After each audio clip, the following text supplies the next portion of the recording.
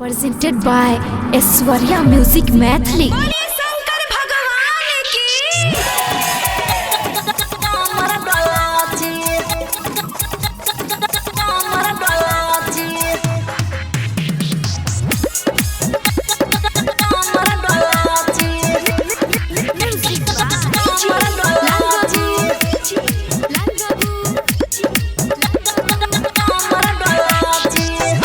सुन रहे हैं उषा यादव मोनू माइकल की आवाज। सुनो है भौजी ये नीलो सरिया सुनो है भौजी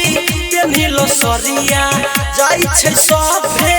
बाबा नगरिया कमर हाली से सजाओ जी बोल बम बोल के शिष्य तनी कमर डोला जी बोल बम बोल के शिष्य तनी कमर डोला जी बोल बम बोल के शिष्य तनी कमर डोला जी। सुनो है भौजी ये नीलो सरिया जाई छे सभे बाबा नगरिया कमर हाली से सजाओ जी बोल बम बोल के शिष्य तनी कमर डोला जी बोल बम बोल के शिष्य तनी कमर डोला जी बोल बम बोल के शिष्य तनी कमर डोला जी। बोला बोला देव घर वाले बाबा की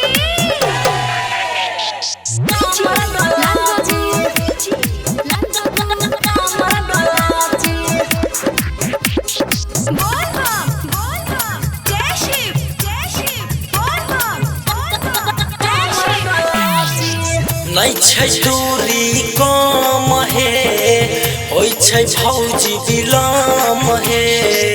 होई छै भौजी बिलम हे होई जता दूरी कम हो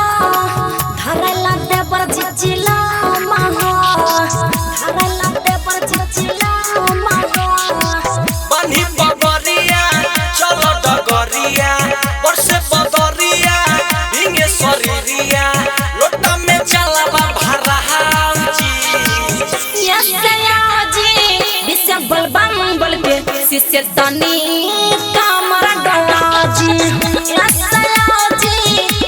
बोल बम बोल के शिष्य तनी कमर डोला जी बोल बम बोल के शिष्य तनी कमर डोला जी।